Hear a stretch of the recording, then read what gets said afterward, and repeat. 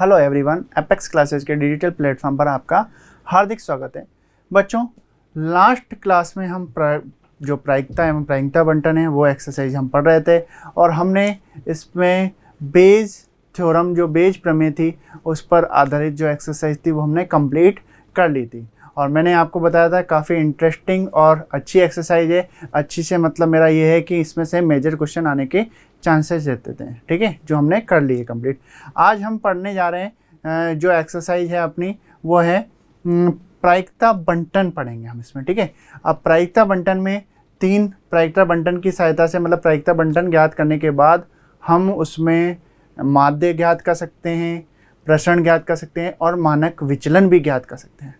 सबसे पहले बात करते हैं माध्य कैसे ज्ञात करेंगे। देखिए, जैसे एक सारणी बना लेते हैं पहले थोड़ा सा समझने के लिए।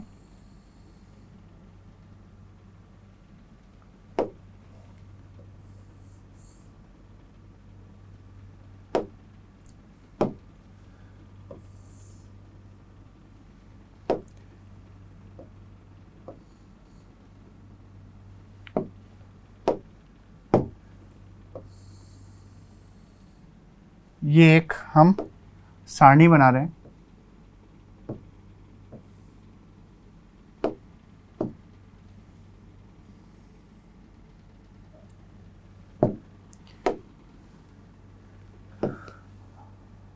ये एक ब्लॉक बना दिया, ऐसे ही दूसरा ब्लॉक बना देते हैं,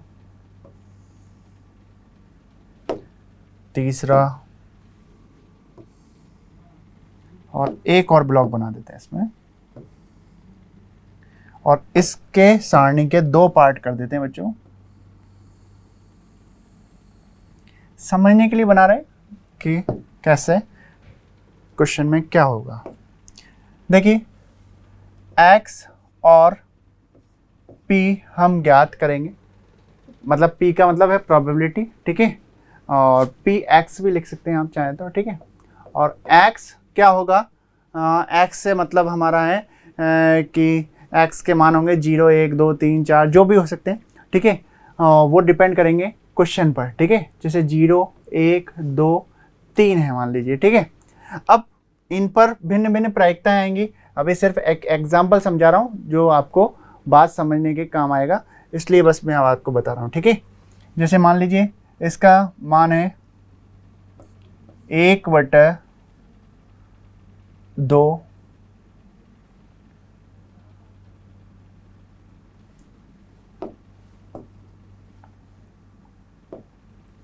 ये कट हो गई तो हम इसी से मिला देते हैं, ठीक है। 1/4, 1/4 मान लीजिए सभी की प्रायिकताओं का मान 1/4 आया, ठीक है। ऐसा होगा नहीं, एक बस एग्जाम्पल हमने लिखा है, ठीक है। तो ये जो कहलाएगा बच्चों, वो प्रायिकता बंटन कहलाता है। क्या कहलाता है? प्रायिकता बंटन कहलाता है। हमने डिस्ट्रीब्यूट कर दिया। अब एक बात आप और ध्यान रखिए, प्रायिकता बंटन का जो योग है वो हमेशा 1 होना चाहिए। तो ये 1/4, 1/4, 1/4, 1/4, इनको 3 को जोड़ेंगे तो इनका योग कितना आएगा? 1 आएगा, ठीक है। प्रायिकता बंटन का योग कितना होना चाहिए? 1 होना चाहिए। प्रायिकता कभी माइनस में नहीं होती, ये आपको पता है, 10th क्लास से पढ़ते आ रहे हैं प्रायिकता, तो ऐसी कोई बात नहीं है जो आपको पता नहीं हो। अब माध्य कैसे ज्ञात करेंगे? देखिए, माध्य को हम व्यक्त करेंगे Ex से। किससे व्यक्त करेंगे? Ex से, ठीक है। एवरेज, ठीक है, औसत जो होता है वो माध्य होता है, ठीक है। तो अब Ex कैसे ज्ञात करेंगे? उसके लिए फॉर्मूला ये होता है summation of x i p i और i बराबर 1 to n। ये x i p i से मतलब है ये 3 तक ना होकर 4 तक भी हो सकते हैं, 8 तक भी हो सकती है। तो i p i दर्शा दिया मैंने। मेन जो मतलब की बात है वो है कि दोनों को आपस में गुणा करना है, और समेशन का मतलब है गुणा करके जोड़ना है। मतलब 0 × 1/4 प्लस 1 × 1/4 प्लस 2 × 1/4 प्लस 3 × 1/4। ऐसा करेंगे तो हमें क्या मिल जाएगा? माध्य मिल जाएगा, ठीक है। बात समझ में आई? कैसे क्या कर सकते हैं? 0 × 1/4 plus 1 × 1/4 plus 2 into 1/4 plus 3 into 1/4, ये हो गया हमारा माध्य। ठीक है, अब माध्य के बाद बात आती है प्रसरण। प्रसरण को इंग्लिश में बोलते हैं वेरिएंस भी बोलते हैं। ठीक है,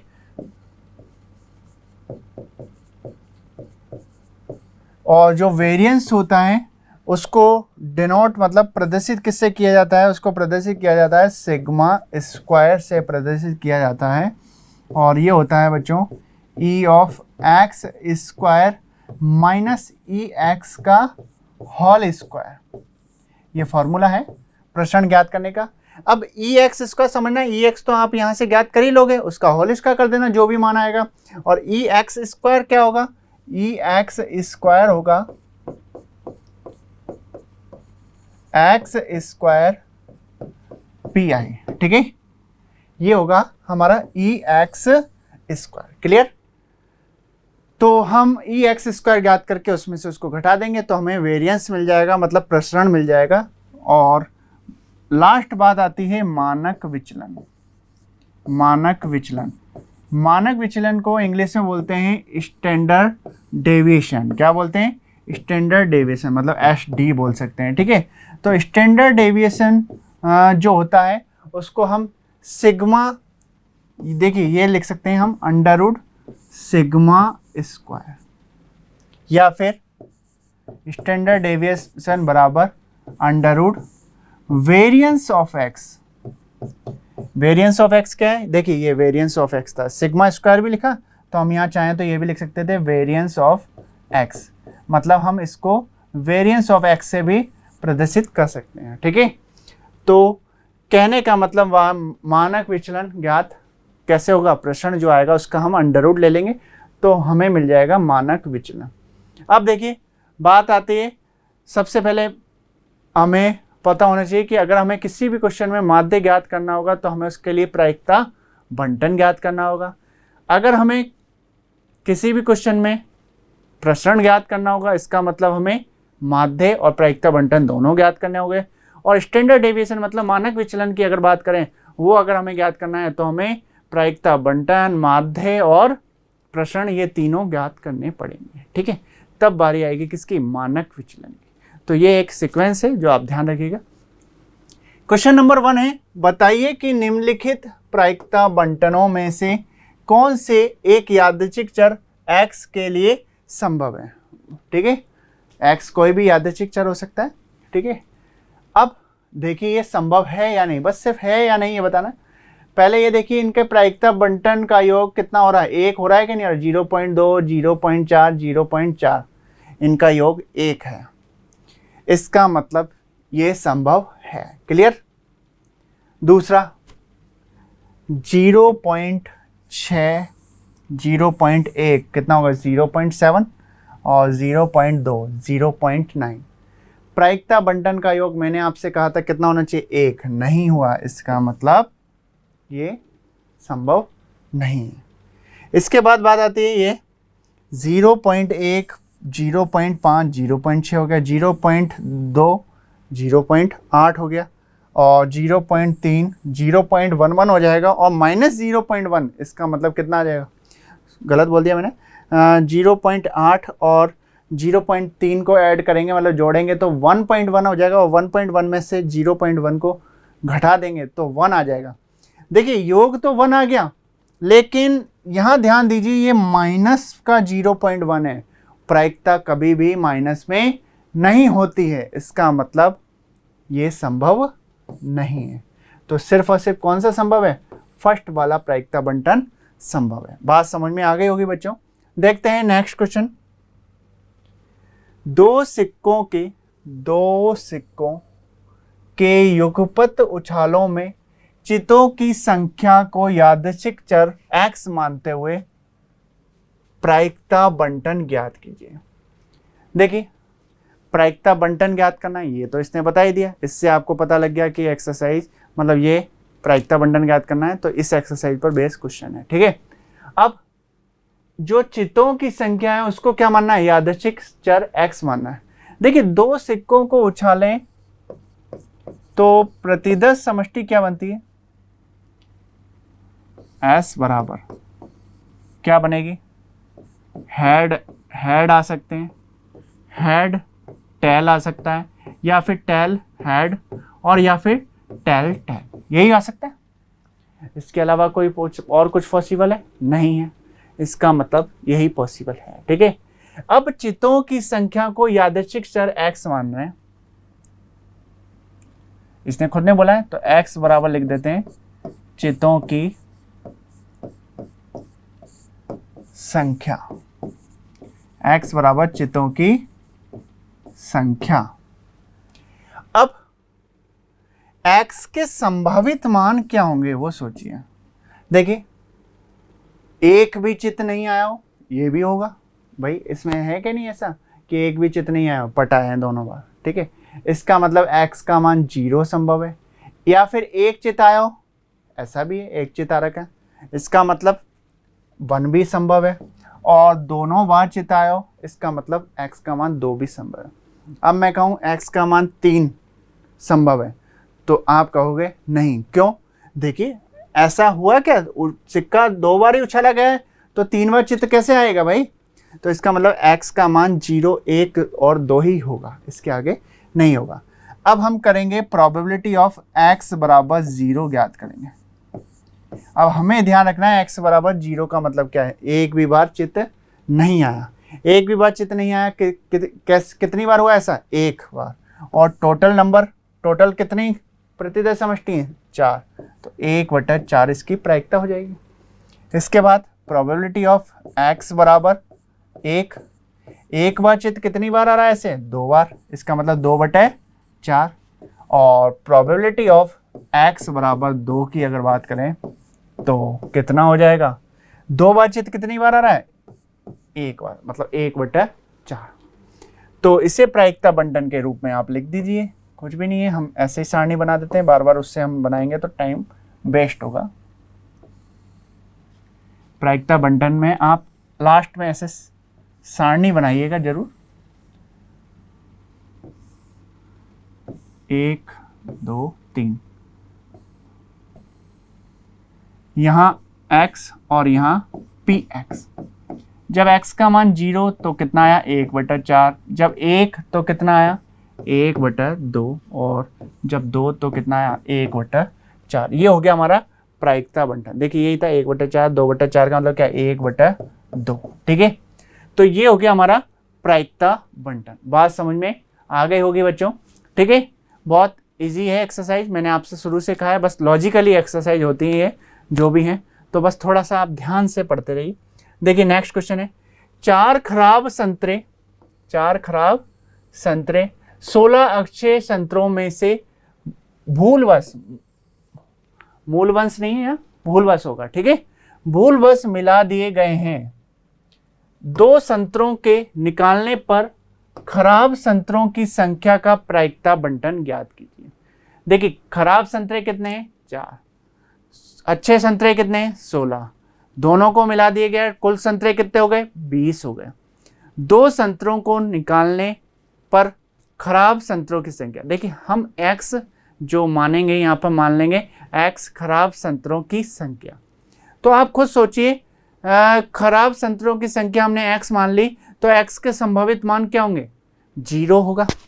हो सकता है हमने संतरा निकाला और एक भी खराब नहीं निकला। 1 होगा, हमने संतरा निकाला और एक खराब निकल गया। 2 होगा, हमने संतरे निकाले और दोनों के दोनों खराब निकल गए। 3 होगा, मैं कह रहा हूँ 3 होगा, आप बताइए होगा या नहीं? आप खुद सोचिए, 3 हो सकता है या नहीं? नहीं हो सकता। देखो, क्योंकि संतरे 2 निकाले गए हैं, तो खराब संतरे 3 क्यों निकलेंगे? संतरे 2 ही निकलेंगे खराब। अगर यहाँ 4 बोलता तो 4 तक खराब निकल सकते थे। ठीक है, इसका मतलब x का मान हो जाएगा 0 1 2। ठीक है, स्टार्ट करते हैं क्वेश्चन। यहाँ आप क्वेश्चन करें तब पूरा लिख सकते हैं, कुल संतरों की संख्या, कुल संतरों की संख्या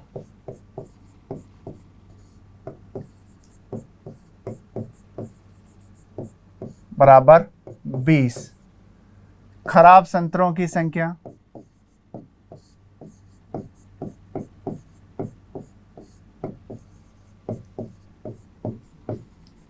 बराबर 4 और अच्छे संतरों की संख्या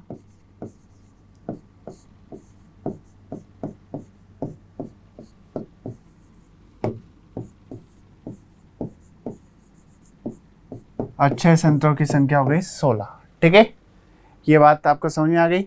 अब हम मान लेते हैं, माना x बराबर खराब संतरों की संख्या। ये किसको शो कर रहा है? खराब संतरों की संख्या को शो कर रहा है। अब देखिए x का मान 0 होगा, 1 होगा, 2 होगा। खराब संतरे तो 4 थे, लेकिन इसका मान 0, 1, 2 क्यों हुआ? क्योंकि निकाले गए संतरे कितने हैं? 0, 1 और 2 ही हो सकते हैं, 2 से अधिक नहीं निकाले गए। ठीक है, अब हम बात करते हैं प्रोबेबिलिटी ऑफ x बराबर 0। 2 संतरे निकाले गए और दोनों ही खराब नहीं है। देखिए अच्छे संतरे कितने थे? 16 और कुल संतरे कितने थे? 20। पहला संतरे सही निकलने की प्रायिकता 16/20 होगी, और का मतलब गुणा। अब दूसरा संतरा सही होने की प्रायिकता 15/19 हो जाएगी क्या? भाई एक सही, कुल संतरों में एक संतरा कम हो गया और अच्छे संतरों में एक संतरा कम हो गया, तो ये होगी 15/19। इसके बाद x बराबर 1 और प्रोबेबिलिटी ऑफ x बराबर 2। ठीक है, अब इसकी बात कर लेते हैं। एक खराब है और एक सही है। ठीक है,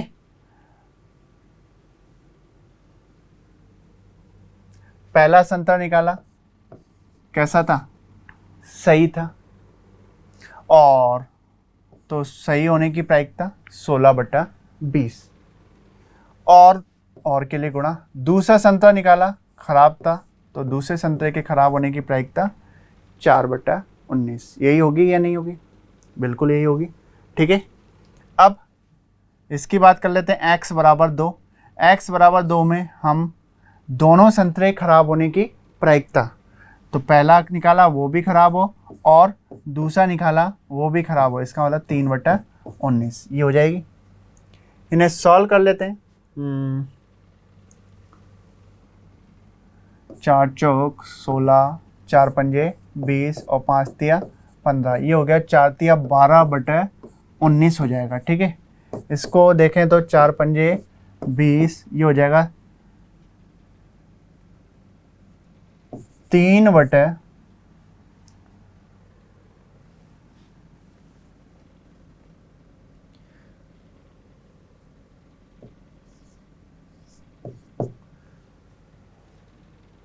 ठीक है, और ये अगर हम करें तो 4 पंजे 20। ठीक है, हम इसको भी ऐसे ही छोड़ देते हैं ताकि आसान रहेगा। देखो पूरा सॉल्व ना करके हम ऐसे ही लिखते हैं। देखो 5 से नहीं काटते, इसको 60 लिख देते हैं। ठीक है, ये जो काटा है ना वो हम नहीं काट रहे, तो क्या हो जाएगा? ये यहाँ 5 का 5 आ जाएगा, और तो कोई बात नहीं है नहीं। ठीक है, ये 4 चौक 16, 4 पंजे 20 तो काटा ही था, और ये 60/95 हो जाएगा। और यहाँ पर हमने काटा 4 पंजे 20, तो ये हो जाएगा 16/95। ठीक है, अब पहले तो ये देखिए इनका योग 1 आ रहा है क्या? 16 और ये 76 होंगे, 16 और 60 76 होंगे, और ये 3 कितने हुए? 79 हुए। तो प्रायिकता बंटन का योग 1 नहीं आ रहा, इसका मतलब हमने जो किया सही नहीं है। ठीक है, अब देखिए इसमें एक बात जो हमने छोड़ दी थी वो देखिए, पहला संतरा सही और दूसरा संतरा खराब, या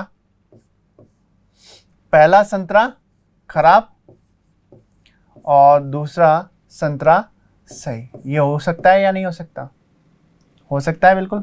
ठीक है, अब इसको भी काटें तो आएगा वही 4 पंजे 20। ठीक है, तो ये हो गया 32 बट्टा हो जाएगा 95। ठीक है, बात समझ में आ रही? क्या नहीं लिखा था हमने? ये नहीं लिखा था। अब योग करके देखो, 16 वो 60 और 32 92 और 92 3 95। इसका मतलब 95/95 हो गया। तो अब हमारा क्वेश्चन सही है। क्या नहीं लिखा था हमने? देखो, पहला संतरा सही है और दूसरा खराब। या के लिए मैंने बताया था आपको प्लस आता है, पहला खराब और दूसरा सही, ये भी तो हो सकता है ना। तो ये दोनों कंडीशन हमें लिखनी पड़ेंगी। इसका मतलब प्रायिकता बंटन क्या बन जाएगा?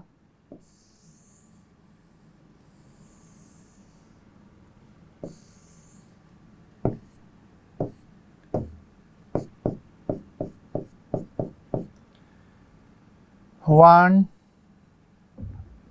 0 1 2 60/95, 32/95 और 3/95। ये हो गया इसका प्रायिकता बंटन। नेक्स्ट क्वेश्चन देखिए, एक कलश में 4 सफेद और 3 लाल गेंदें हैं। कुल गेंदें कितनी हो गई?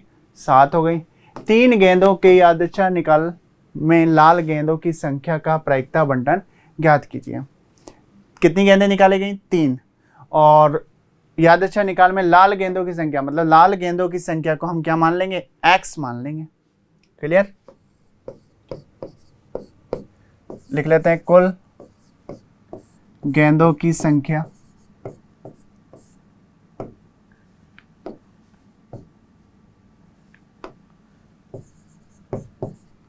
कुल गेंदों की संख्या क्या हो जाएगी?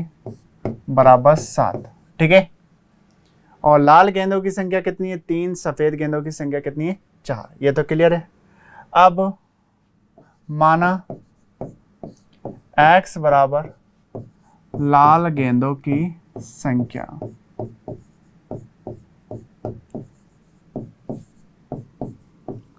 x बराबर लाल गेंदों की संख्या। ठीक है। अब x का मान क्या होंगे? संभावित मान। गेंदें कितनी निकाली गई हैं? 3 निकाली गई हैं। लाल गेंदें कितनी हैं? 3 है। इसका मतलब x का मैक्सिमम मान 3 होगा और 0 से तो स्टार्ट होना है, 0 1 2 3। ठीक है।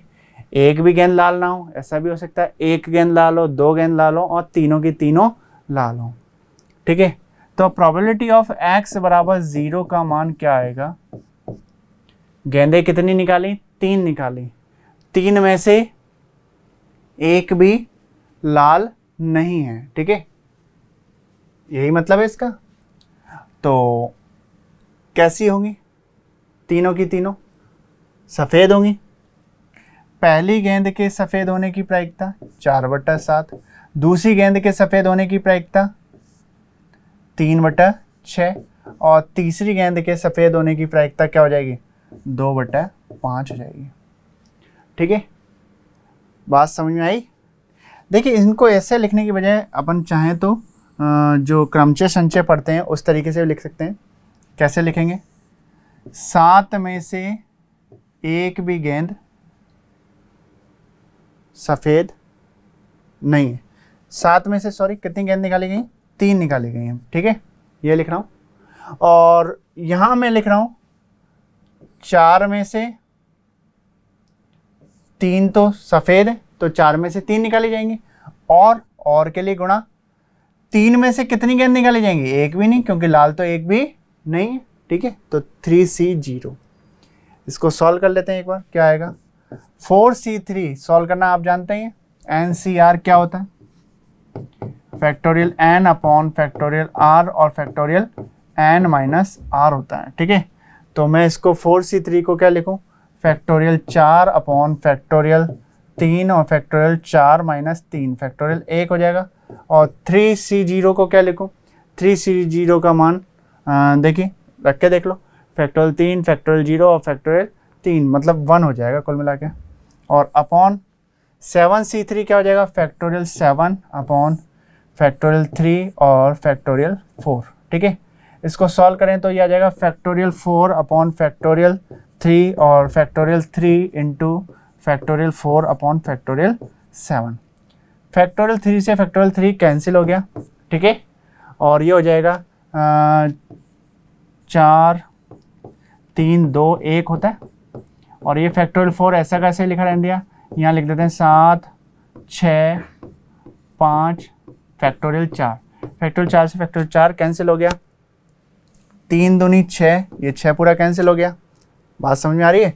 तो यहाँ आ गया, देखिए 4 बचा और अपॉन में बचा 35, ये 4/35 हो गया इसका। ठीक है, वैसे करते तो क्या था देख लो, वैसे भी पहली गेंद सफ़ेद, दूसरी गेंद भी सफ़ेद, क्या होगा 3/6, और तीसरी गेंद भी सफ़ेद, 3 दूनी 6, 4/35 ही आ रहा है। ठीक है, लेकिन आगे जब 2 गेंद और फिर 3 गेंद लेंगे तो थोड़ी सी दिक्कत आती है, इसलिए हमने इस तरह से करा है। ठीक है, x बराबर 1, 7 में से तो 3 ही गेंद लेनी है,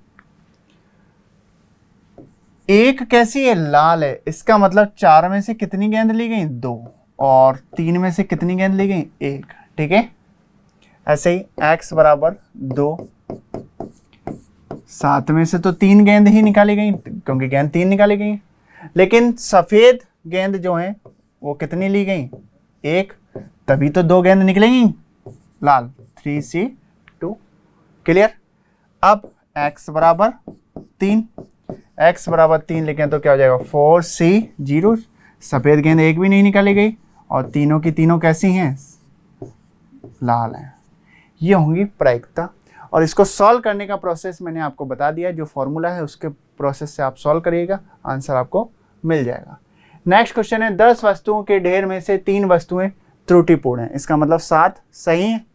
ठीक है, टोटल वस्तुएं कितनी हैं, 10 हैं। इस ढेर में से 4 वस्तुओं का एक प्रतिदश यादृच्छिक रूप से निकाला जाता है।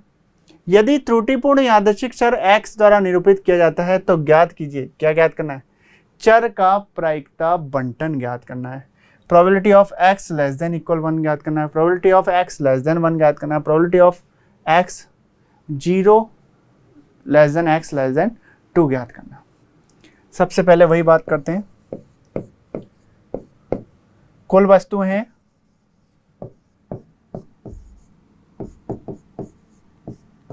10, त्रुटिपूर्ण कितनी है,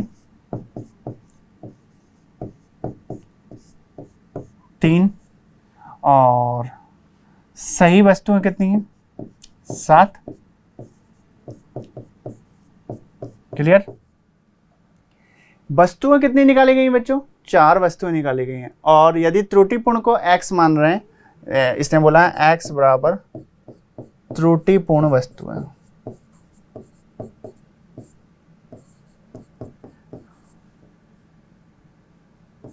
देखिए, तो x के संभावित मान क्या होंगे, एक भी त्रुटिपूर्ण नहीं है, एक त्रुटिपूर्ण है, 2, 3, वस्तुएं निकाली गई हैं 4। ध्यान दीजिएगा, वस्तुएं निकाली गई हैं 4, लेकिन त्रुटिपूर्ण वस्तुएं तो 3 ही हैं। अब वस्तुएं 4 निकालो चाहे 10 निकालो, उससे क्या मतलब है, जब वस्तुएं त्रुटिपूर्ण 3 है तो 3 से ज़्यादा नहीं हो सकता x का मान, क्योंकि x त्रुटिपूर्ण वस्तुओं को शो कर रहा है। चर का प्रायिकता बंटन ज्ञात करना है, तो x बराबर 0, 10 वस्तुएं थी, 10 में से 4 वस्तुओं को निकालने का कुल तरीके 10C4। अब 7 सही थी, 7 में से 4 की 4 निकाली, इसका मतलब त्रुटिपूर्ण एक भी नहीं निकाली, 3C0 बन जाएगा। x बराबर 1, 10 में से 4 वस्तुओं को निकालने के कुल तरीके 10C4, इसका मतलब 7 में से तो हमने निकाली 3, एक त्रुटिपूर्ण है, इसका मतलब 7 में से निकाली 3, और के लिए गुणा, फिर 3 में से हमने कितनी निकाली, 1। क्लियर? प्रोबेबिलिटी ऑफ x बराबर 2, कितनी वस्तुएं हैं, 10 में से 4 वस्तुएं निकालने के कुल तरीके 10C4, 7 में से हमने निकाली 2, क्योंकि 2 त्रुटिपूर्ण निकालनी है, इसका मतलब 2 ही निकालेंगे, और के लिए गुणा, 3 में से कितनी निकालनी, 2। एक लास्ट है हमारा, प्रोबेबिलिटी ऑफ x बराबर 3, क्या हो जाएगा, 10C4, 7 में से 1 और 3 में से तीनों त्रुटिपूर्ण निकालनी। इनको आप सॉल्व करिएगा, ये मान आएंगे, और ये जो भी मान आएंगे वो इसका आंसर होगा। बाद में आप सारणी बना के उन मानों को लिख दीजिएगा, वो आपके हो जाएंगे प्रायिकता बंटन। अब इसमें एक क्वेश्चन और था बच्चों, देखिए एक चीज़ ये रह गई, probability of x less than 1, probability of x less than equal 1 का मतलब है, मतलब समझ लीजिए probability of x less than equal 1, इसका मतलब है प्रोबेबिलिटी ऑफ x बराबर 0 और प्लस प्रोबेबिलिटी ऑफ x बराबर 1, यही होगा, 1 से छोटा या 1 के बराबर। तो x बराबर 0 का जो मान आएगा और x बराबर 1 का जो भी मान आएगा, दोनों को आप जोड़ दीजिएगा, x लेस देन इक्वल 1 मिल जाएगा। इसके बाद है x less than 1, x less than 1 का मतलब क्या हो जाएगा, only probability of x less than 1 का मतलब होगा ओनली प्रोबेबिलिटी ऑफ x बराबर 0, ये सेकंड है और ये थर्ड है। इसका मतलब यहाँ पर x लेस देन 1 में आप कौन सा मान लिख दोगे, ओनली, इसको सॉल्व करने पर जो मान आएगा वो इसका आंसर होगा। और लास्ट है probability of 0 less than x less than 2, 0 से बड़ा और 2 से छोटा, ओनली कौन सा है हमारे पास, प्रोबेबिलिटी ऑफ x बराबर 1 है। तो x बराबर 1 को सॉल्व करने पर जो मान आएगा वो आप यहाँ लिख दीजिएगा। ये हमारा क्वेश्चन कंप्लीट हो जाएगा। सॉल्व करने का प्रोसेस आपको मैंने बता रखा है, तो फिर मैं इसको सॉल्व करके नहीं बताऊंगा, ये आप सॉल्व कर लीजिएगा। तो ये थे हमारे प्रायिकता बंटन से संबंधित कुछ क्वेश्चन। नेक्स्ट क्लास में हम ये माध्य, प्रसरण और मानक विचलन पर बेस कुछ क्वेश्चन करेंगे। तो मिलते हैं नेक्स्ट क्लास में। Thank you so much. Subscribe करें हमारा Apex Classes Edutech YouTube channel, साथ ही बेल आइकन को क्लिक करना बिल्कुल ना भूलें, ताकि आगे आने वाले सभी यूट्यूब वीडियोस की अपडेटेड नोटिफिकेशंस सबसे पहले आपको मिले। Apex Classes Edutech, subscribe now.